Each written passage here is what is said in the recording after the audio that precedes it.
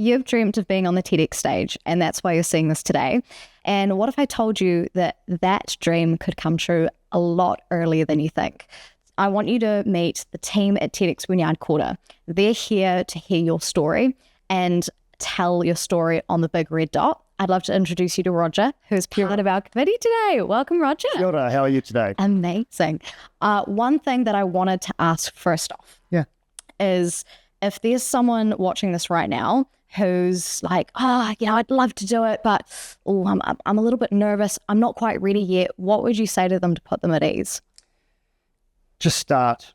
That's how so many things come out of life, isn't it? You have to start, and starting process when you've got great people around you that can help you and guide you to be your best self on stage or your best self in person. All you've got to do is take that first step, and it's tough for a lot of people, but then the second step becomes so much easier, and the third step is so much easier than that, and suddenly you're running, and so you've just got to start. Absolutely. Yeah, I think that's that imposter syndrome kicking in, right? Is you don't think you're ready or you haven't done enough yet, and that's not what TEDx Wynyard Quarter is about. No, what is enough? Yeah, who judges that? 100%. You can only judge yourself, and you can only make those steps yourself, and so that's why TEDx is so empowering. Part of the process of doing that is growing within oneself and breaking those boundaries that you thought you could never do. And once again, you have great people around you, you have inspirational speakers around you, and no one is judging one another. Everybody's there for the same reason. That's what I love about this. And you're also going to be a huge part of getting people there on that red dot on the actual day. Do you want to tell me a little bit about kind of your experience working with talent and what kind of support you're going to be offering? It's bespoke, and it's not cookie cutter, and I think that's really important because a lot of people think that coaches or people who guide people are just bespoke. A cookie cutter syndrome. It's not. It's about finding who the person is and digging into those stories. And sometimes the story is different to what the individual thinks is the story. Yeah.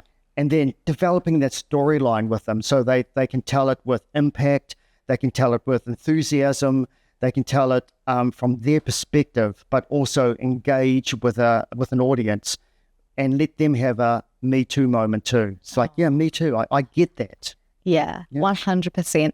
I think that especially with TEDx, right, it's not like this is just the first step. This could be the moment that you need in your dream and your story to really get it out there. In terms of the types of things that we're looking for, we don't care about your age. We don't care about your background. We don't care about, what's happened in the past. We want to hear from you now.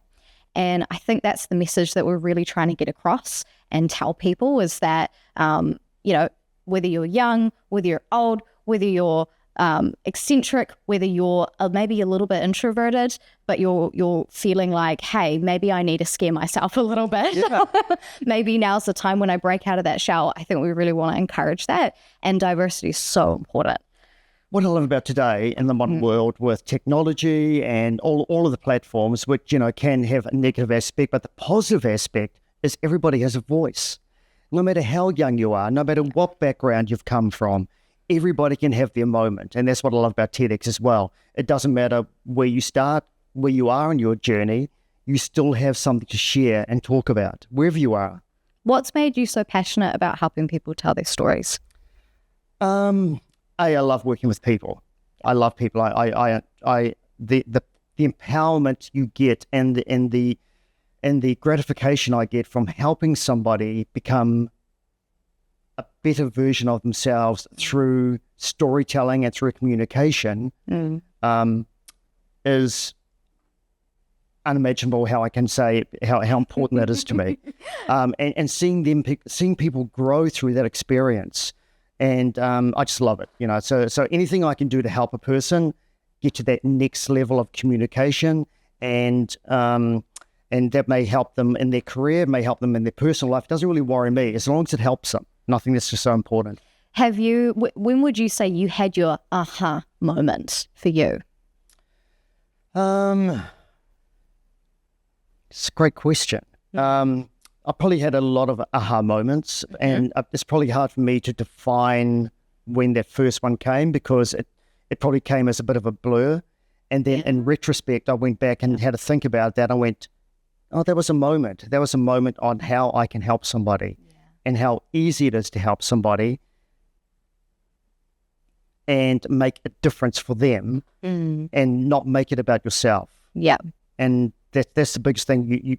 You give a lot to other people, but the gratification you get from seeing them grow as a person. So it was quite unexpected. Yeah, it was unexpected. Yeah. I love that. Yeah. Amazing. And is there any kind of topics that, we really want to see a lot, right? We want to talk about innovation, technology, ideas that are worth spreading, right? That's the TEDx way. Yes. And for you, if you could, speak to someone who's listening to this right now, who actually could potentially be our guy or girl or whoever for that thing, tell me a bit about some of the things you'd love to see on the stage.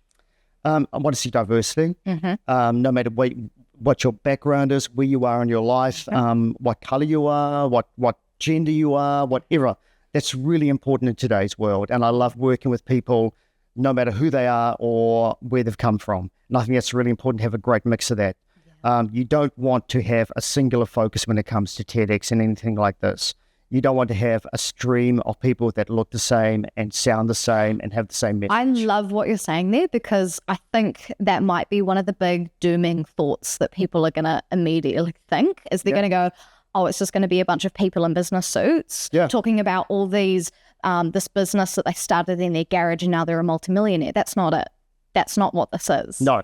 Not at all. No, we wouldn't be here if that's what it was. Right? No, not at all. Yeah. Absolutely not. And that's kind of a reflection of our team. Like while we're building this together, we are meeting new people every single day. And I don't know, especially over the last couple of weeks, I've mentioned, we're getting Wynyard Quarter together, TEDx Wynyard Quarter. And people would be like, but how do I get involved? Or what could I do?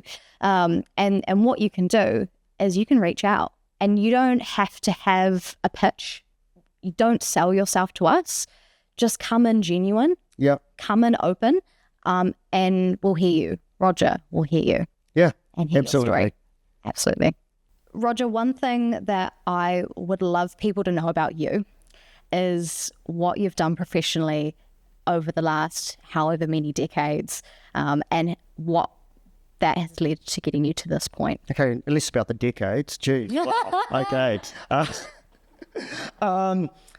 I've worked with a lot of names that are household names now through radio and television, and I've helped guide people to be their better selves, either on radio or on television.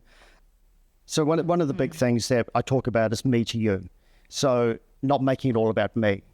So anything I say, or I've coached people on this, anything I say, what does that actually mean to the person you're saying it to? How does that engage? So if you make it all about yourself, it's a one-way conversation. And public speaking or announcing can be a one-way conversation if you want it to be. Otherwise, it can be a conversation that is real and honest and engages, where you get people to go, I know that feeling. That has helped me. It has helped me through my day. I understand it now. I understand myself a little bit better. So what's the me to you? Good connection. I love it. Is there any sort of in your time in this industry, what's sort of one of your most proudest moments? Was it an event? Was it a particular person you worked with? Tell me. I've done a lot with, I used to work a lot with ARA, the broadcasting school.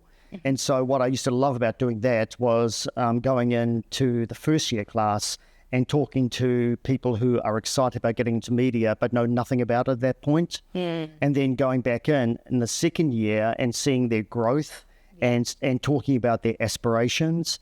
And then I used to do the internship program for the company I worked for. And so that development, I suppose one of the proudest things I've seen is taking people from that day one experience to suddenly being in the media, on air, or doing digital or whatever they want to do. That has made me feel really proud for them, and helping them get to be where they want to be is so astoundingly good for my soul and for my wairua. I love that. Yeah. On the day, it can be really overwhelming for you, what's one thing that you do to make it a really safe space, and so people that go out onto the red dot and they're going to feel super comfortable? Number one is the work you do before you hit the stage. It's so essential. And you've got to do that in a safe space and with someone that you recognize can see you and hear you and is there to guide you to be your best self in that moment. If you do all the right prep, getting on stage is actually the easy part. You're ready for it. And you just have to kind of think about the message you are giving is going to change or impact someone's life in that room or on a screen. It's actually not about you at that point. It's about the information you are giving, your story, and how you do that. If you focus on those type of things before you hit the stage, it's simple. If you worry about how am I going to look, how am I going to sound, that's where it becomes a problem because that's all insular. Absolutely. Think about what you're pushing out, the energy you are giving to other people, the information that you are sharing, that beautiful spirit that you're giving to other people. Then you don't worry about anything else apart from that. You're drawing from another, from something outside of just yourself. Yes, absolutely. Right. Okay. And do you think that we want speakers? Somebody who's done a lot of speaking before? Do they need to be? Let me rephrase. No. They don't need to. Everybody has a story within them that they can tell, and it doesn't matter whether someone has stepped up on stage 100 times before. What we're looking for TEDx is, tell us something new. We don't want to hear what you've done 200 times before. We want to hear this as an individual package. This is a new story for you to tell. And so you've got those people who have done it a lot before, but also this is going to be a challenge for them as well to take a keynote speech that they do that is a 45-minute speech and hone that down to something fresh and new. That is a moment in time. Then you've got people who've never done it before, and that's exciting as well. It's a really big opportunity. Does this resonate with you? For you, it's about sharing your story, and we're creating a platform for you to showcase this on the stage. So what we're going to be doing over the next couple months is collecting your ideas and your thoughts. You can head over to our website. You'll find the details in amongst this post. So share what your thoughts are, and hey, this might be your moment. That's TEDx Wynyard Quarter. Ka kite.